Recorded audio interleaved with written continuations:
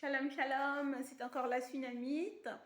Alors ce soir, je viens pour la suite de mon témoignage, comment Dieu m'a orientée professionnellement. Parce que j'ai été un peu dans les grandes lignes, mais je ne suis pas vraiment entrée dans les profondeurs des épreuves que j'ai connues. Et en fait, cette vidéo, c'est vraiment pour parler des épreuves que Dieu m'a aidé à relever, pour fortifier la foi de quelqu'un, pour encourager quelqu'un qui est en train de passer par les épreuves, pour encourager quelqu'un qui passe par des difficultés, qui est dans des questionnements, qui a les promesses de Dieu, mais l'accomplissement tarde à arriver. J'ai envie de dire à quelqu'un, Dieu est fidèle. Ce qu'il dit, il l'accomplit. Ce qu'il ordonne, la chose arrive. J'avais la promesse de la formation. J'avais l'instruction de me former. Mais les obstacles pour arriver jusqu'à la fin de la formation étaient tellement difficiles que je me demandais à un moment donné, est-ce que j'ai bien fait d'obéir à Dieu? Ça, c'est ce que je me posais comme question à ce moment-là. C'était tellement compliqué, comme je vous ai dit, je devais me financer moi-même ma formation. Parce qu'à cette école-là, en fait, elle n'était pas prise en charge par l'État. Donc, il fallait que je finance ma formation. J'ai tenu au bout de 2 mois avec les petites réserves que j'avais. À partir du 3e mois, la formation était presque 6 000 €. Donc, sur un an, j'étais presque à 500 € par mois qu'il fallait payer. Avec 2 enfants à charge, il fallait m'occuper de la formation. Non seulement de la formation, le carburant pour aller au cours. Et il n'y avait pas de moyen de transport. En fait, le train qui arrivait dans cette ville arrivait tard et je ne pouvais pas être à l'heure à l'école. Donc, il fallait partir avec ma voiture. Ça a été hyper compliqué. Je réfléchissais chaque jour comment je vais aller à l'école. C'était tellement compliqué, il fallait tenir. Et pendant cette période, j'ai passé des moments très très difficiles, comme je dis. Il m'est arrivé de ne même pas avoir à manger avec mes enfants. De devoir manger du riz blanc. De devoir manger des pâtes qu'avec du beurre. Quelque chose qui n'arrivait pas, qui n'arrivait plus. Avec mon travail, j'arrivais quand même à m'offrir à manger. On ne roulait pas sur l'or. Ce que j'avais me permettait de vivre. Donc en démissionnant, j'avais 4 mois sans salaire. Et pendant ces 4 mois, c'était très très difficile. Pendant ces 4 mois, j'arrivais même pas à payer mon loyer parce que ce que j'avais comme petite économie, ou des petits commerces que je faisais, pour moi la priorité c'était de payer mon école. Alors j'avais des dettes de loyer, je n'arrivais pas à payer mon électricité, j'arrivais pas à payer l'eau, mais ces sociétés-là, elles ne savent pas ce que Dieu vous a dit, hein, c'est pas leur problème. Donc là j'avais des menaces d'expulsion de mon logement, j'avais la compagnie d'électricité qui menaçait de couper, mais j'ai la compagnie d'eau qui avait vraiment coupé l'eau froide dans mon logement. Alors j'avais de l'eau, mais que l'eau chaude qui était dans les charges. Donc ça veut dire que pour se laver, on ouvrait l'eau, on attendait même pendant 1 heure, 2 heures que l'eau refroidisse parce qu'elle était vraiment bien chaude. On ne pouvait pas se laver, on ne pouvait même pas se brosser les dents directement avec l'eau qui sortait du robinet. Je n'avais plus internet chez moi. Je partais souvent devant le McDonald's ou je ne sais pas quel restaurant pour me connecter au Wi-Fi des restaurants, pour pouvoir dire bonjour à ma famille en Afrique, pour pouvoir saluer mes amis. Mais pendant ce temps, les gens peuvent vous critiquer, mais elle ne donne pas des nouvelles, tu l'écris, elle ne répond pas. Il y a des moments où on passe par des problèmes, on n'a même pas la force de parler. On ne peut même pas dire par quoi on passe tellement l'humiliation, tellement la douleur est intense. Je me rappelle, c'était en décembre, le premier Noël de ma vie où je n'ai pas pu offrir quelque chose à mes enfants. Même pas un cadeau. Déjà, pour manger, c'était un problème. Comment offrir des cadeaux? J'avais à l'époque, j'allais en Allemagne, j'achetais parfois une voiture, je venais en France, je changeais les plaques et je revendais pour me faire un peu d'argent, pour ne pas dépendre de quelqu'un, pour éviter de dire « Oh, mais je ne m'en sors pas toute seule, il me faut un homme à côté pour m'en sortir ». J'évitais tout ça. Je demandais au Seigneur de me donner de la force. Je quittais parfois de l'Allemagne jusqu'à où j'habitais en France.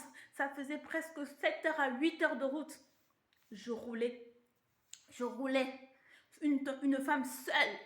Une fois, je suis tombée même en panne sèche, en pleine autoroute. La première fois que je ne connaissais pas. Le monsieur ne m'a pas dit que ici en Allemagne, vous pouvez rouler même 200 km, vous ne voyez pas une station. Or, une sortie d'autoroute où il y avait du carburant. J'étais partie, mon téléphone était à plat. Je me suis retrouvée au bord de l'autoroute en panne sèche. J'ai dit, Seigneur, si je dois mourir, si je vais mourir. Pendant ce temps, mes enfants étaient en France. Je pouvais appeler personne. Mon téléphone était éteint. Tout était éteint. J'ai commencé à dormir dans ma voiture. Je n'ai pas fait 30 minutes. Je crois que c'est les autres automobilistes qui ont dû appeler la police. C'est comme ça que la police est venue me retrouver là. Je leur dis, en fait, je suis venue acheter la voiture, je suis tombée en panne sèche. Ils m'ont dit, c'est parce que vous ne connaissez pas. Normalement, en Allemagne, si vous tombez en panne sèche sur l'autoroute, vous avez une amende. Je dis, je ne savais pas. Je croyais que je pouvais retrouver des stations sur la route. C'est comme ça qu'ils m'ont dit, on va faire venir une dépanneuse pour vous enlever de là. Et vous devez payer la dépanneuse et pouvoir payer le carburant. Heureusement que j'avais un peu d'argent. En fait, l'argent qui me servait de mettre le carburant jusqu'en France. J'ai payé la dépanneuse, je crois, 200 ou 300 euros à l'époque. La dépanneuse est venue. Je paye la dépanneuse déjà. Maintenant, la dépanneuse m'amène à la station. Je mets du carburant et je repars. Je pique du nez, je dors au volant. Tout ça pour garder la foi en Dieu. Ne pas dire je suis jeune. Je peux faire ce que je veux de mon corps. Je dis, j'ai accepté Jésus. Je supporte les épreuves. Je supporte les tentations. Mais je veux gagner mon argent à la sueur de mon front. Alors, c'était tellement difficile. Alors, ce véhicule, je l'ai vendu à un marchand de poissons, un poissonnier en France. Je l'ai vendu plus tard. Et ça m'a donné quelques euros en plus. C'est comme ça, ces argents-là, que j'arrivais à payer ma formation. Et sauf qu'en décembre, j'avais même plus les moyens d'aller encore acheter une voiture en Allemagne. Et ce qui se passe, je ne sais pas, avant le 24 décembre, ce monsieur m'appelle, il me dit « Ah, la voiture, elle fonctionne bien. En tout cas, je suis venue livrer du poisson. Si ça t'intéresse, voilà, je peux t'en donner. » Bah, je dis « j'ai pas besoin de poisson. » En fait, j'avais que 10 euros. Hein. Et le 25 décembre, c'était le lendemain. Avec 10 euros, qu'est-ce que vous pouvez offrir à vos enfants pour Noël? Avec 10 euros, qu'est-ce que vous allez cuisiner? Et ce monsieur m'appelle, il me dit, non, je dis, moi, j'ai pas l'argent pour prendre du poisson. En fait, j'ai pas trop, en fait, je veux pas le poisson. Il me dit, non, mais je te donne, hein. Il dit, Jésus, il me donne du poisson. Mais comment? En fait, il me donnait du poisson. Je suis partie, je me dis, non, je vais peut-être trouver, il va me donner un petit morceau de poisson, quelque chose comme ça. Et je suis partie. En fait, le monsieur m'a donné, c'était presque 3-4 kilos de poissons. Vraiment des bons poissons frais. Hein. La région où j'habitais, il y avait la mer, donc c'était vraiment du bon poisson frais. Il ne savait pas ce qu'il avait fait, mais il avait fait une grande action. Je dis, Seigneur, il n'y a que toi qui as touché le cœur de cet homme. Je suis repartie de là en pleurant, avec des cris de joie, des larmes. Je dis, Seigneur, les calculs étaient vite faits. J'avais déjà le poisson pour le réveillon. Il fallait juste acheter leur compagnon. Oh, Jésus, nous venons de loin. Tu es amour. Il fallait juste acheter quoi accompagner ce poisson et des boissons avec les 10 euros.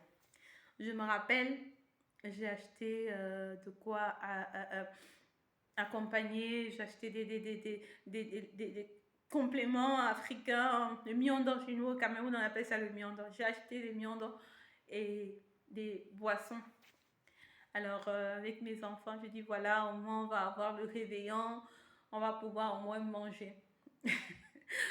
J'ai fait le poisson au four et tout. Vers 23 h, tout ça, avec mes enfants, on mangeait notre réveillon. On a commencé à adorer le Seigneur. J'ai dit à mes enfants, adorons le Seigneur. Ce n'est pas parce qu'on ne passe pas des réveillons comme les autres, ce n'est pas parce qu'on n'a pas des cadeaux comme les autres qu'on ne va pas adorer le Seigneur.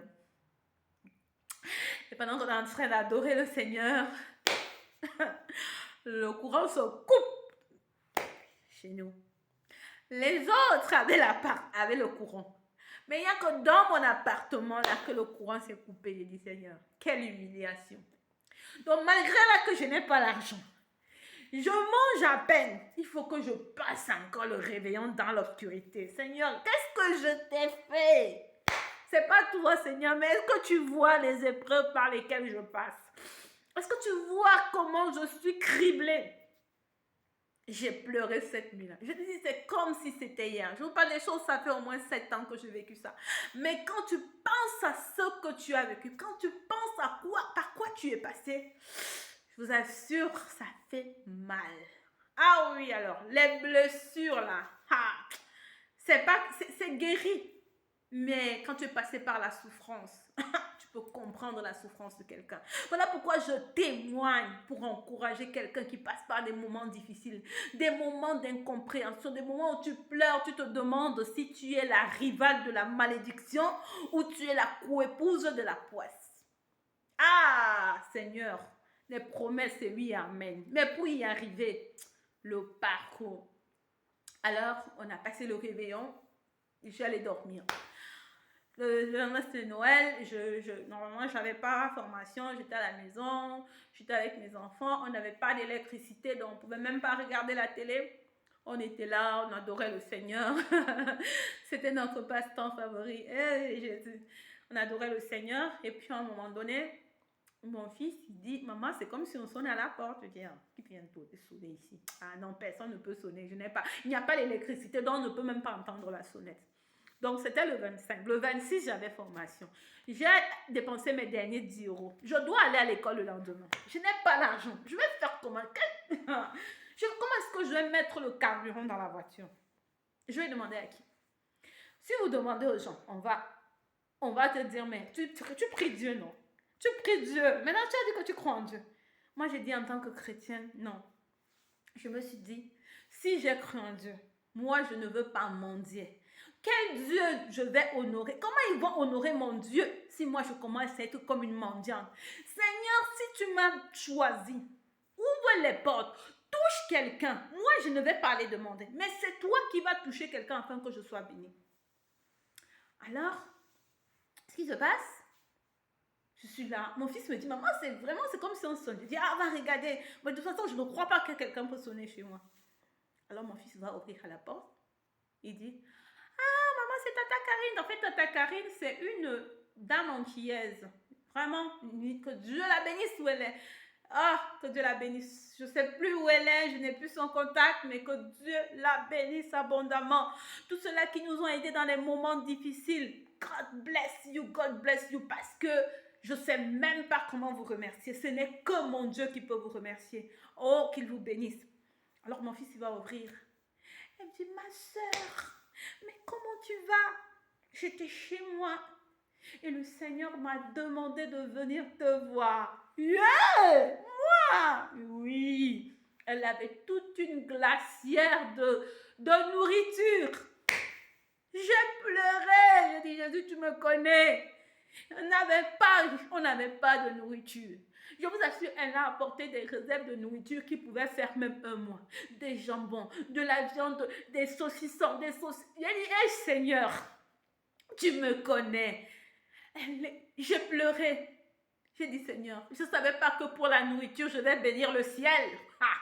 Pendant que les gens croient qu'on est en Europe, on ne peut manquer de rien. Et on est en Europe, on vit comme, on passe par des épreuves, même en mangeant, on n'a pas.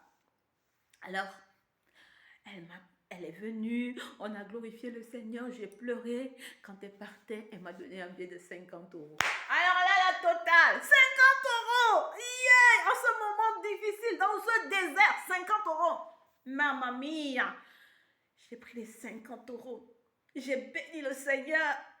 Je suis allée à la pompe, j'ai mis mon carburant. J'ai dit, ça au moins pendant une semaine. Je suis en paix. Ce que je recevais à cette période-là, je crois en France, les allocations, je ne me rappelle plus, hein, je ne suis plus en France. Je crois 2 enfants, je gagne, je crois 128 euros d'allocation familiale.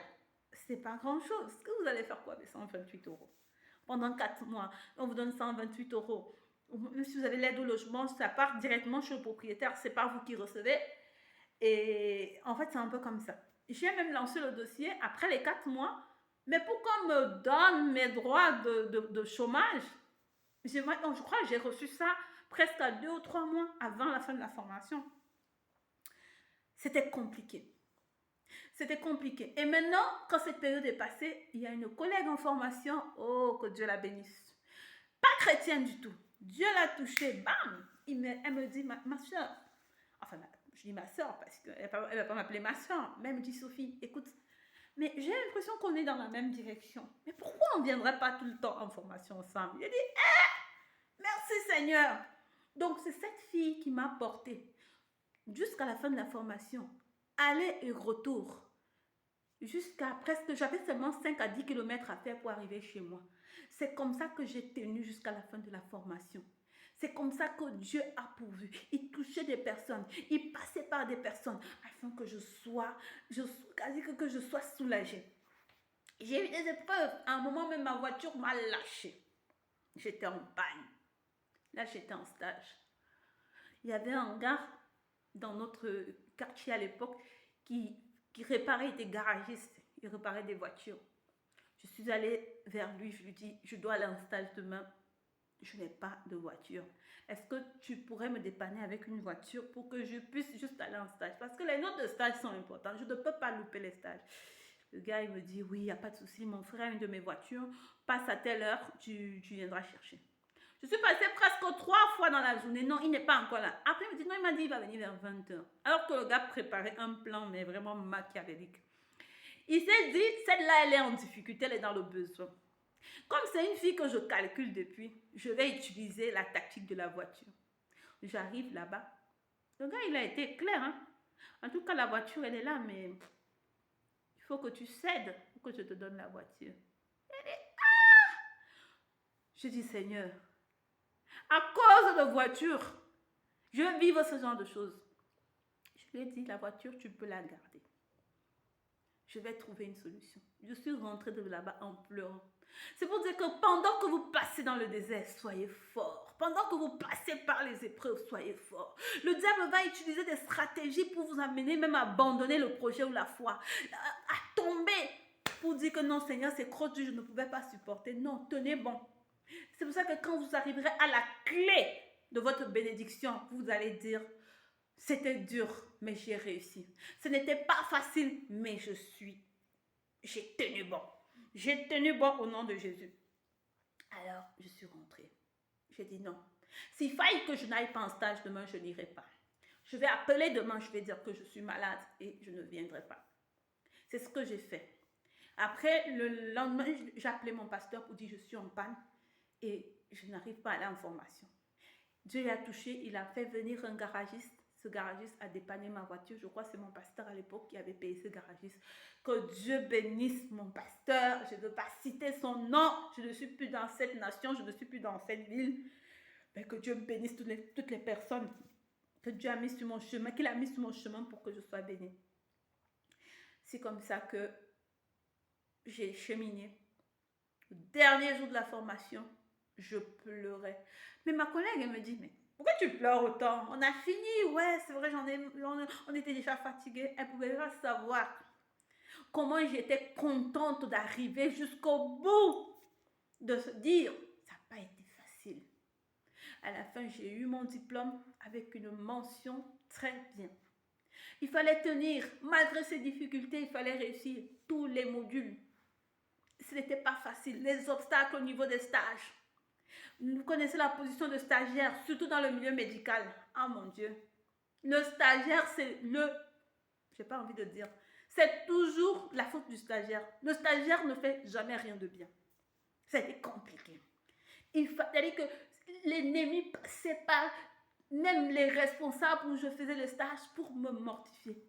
Je rentrais des stages en pleurant. Et j'ai dit, Dieu m'a dit, je vais tenir bon.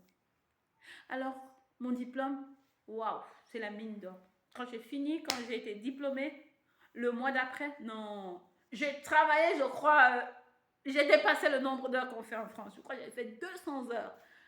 Mon premier salaire, j'ai dit non, non, non, c'était, ça me faisait du bien de voir de l'argent entrer dans mon compte. L'argent, yeah! C'était, je n'avais plus jamais gagné, j'avais jamais gagné autant d'argent. Ça m'a béni. Ce travail, ce diplôme que Dieu m'a béni, m'a permis de travailler, de côtoyer des gens que dans la vie normale, je n'avais jamais pensé côtoyer. Des gens qui ont besoin de mes services, des gens qui me respectent pour le travail que je fais.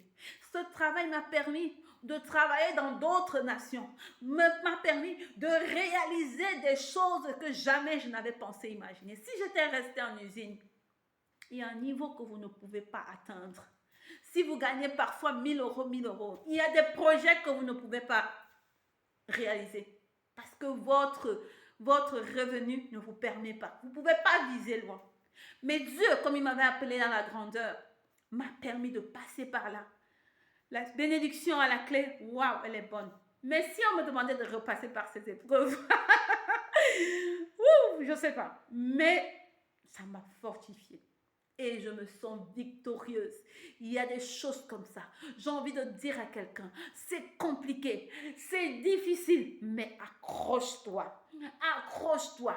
Le Dieu de la promesse, ce n'est pas un Dieu menteur. Ce qu'il dit, il l'accomplit. Ce qu'il ordonne, la chose arrive.